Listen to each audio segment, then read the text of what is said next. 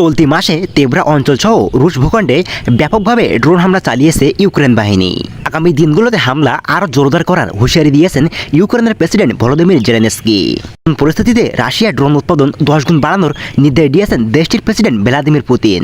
বৃহস্পতিবার সেন্ট পিটার্সবার্গে রাশিয়ার একটি সামরিক শিল্প কমিশনে বৈঠকে রুশ প্রেসিডেন্ট বলেন, চলতি বছরের মধ্যে রাশিয়ায় প্রায় 14 লাখ ড্রোন উৎপাদন করবে। 2023 সালে রাশিয়ার সশস্ত্র বাহিনীকে বিভিন্ন ধরনের প্রায় 1,40,000 ড্রোন সরবরাহ করা হয়েছে বলে উল্লেখ করেছেন ভ্লাদিমির পুতিন। চলতি বছরে এই সংখ্যা উল্লেখযোগ্য মাত্রায় অর্থাৎ 10 গুণ বাড়ানোর সিদ্ধান্ত নেওয়া হয়েছে। যুদ্ধক্ষেত্রে ড্রোন ও আধুনিক অস্ত্র ব্যবহারে যারা এগিয়ে থাকবে তারাই এই যুদ্ধে জয়ী হবেন বলে মন্তব্য করেছেন ভ্লাদিমির পুতিন। ব্রিটিশ বার্তা সংস্থা রয়টার্স ও তেহরান ভিত্তিক সংবাদ মাধ্যম পার্সোটেটের প্রতিবেদনে বলা হয়েছে, ইউক্রেন যুদ্ধে এসব ড্রোন ব্যবহার করা হবে বলে মনে করছেন রাজনৈতিক বিশ্লেষকরা। অধিক পরিমাণে লোকজন ছাড়াই কম খরচে হামলার কাজে ব্যবহার করা যাবে বলে রাশিয়া ইউক্রেন যুদ্ধে উভয় ক্ষেত্রে ড্রোনের উৎপাদনের মাত্রা বাড়াচ্ছে। এর আগে রাশিয়ার কামিকাজে ড্রোনের হামলা ঠেকাতে বহু কাঠখড় পোড়াতে হয়েছে ইউক্রেনকে। এটার অভিযোগ ছিল তৈরি ড্রোন দিয়ে ইউক্রেনে হামলা চালিয়েছে রাশিয়া। যদিও তা অস্বীকার করেছে ইরান এবং রাশিয়া।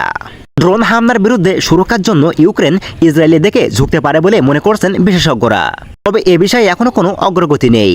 অন্যদিকে ইউরোপীয় ইউনিয়ন এবং যুক্তরাষ্ট্র এখন পর্যন্ত এই দুইটি দেশ ইউক্রেনকে কামিকাজে ড্রোনের বিরুদ্ধে কোনো রকম প্রতিরক্ষা ব্যবস্থা দিতে পারেনি।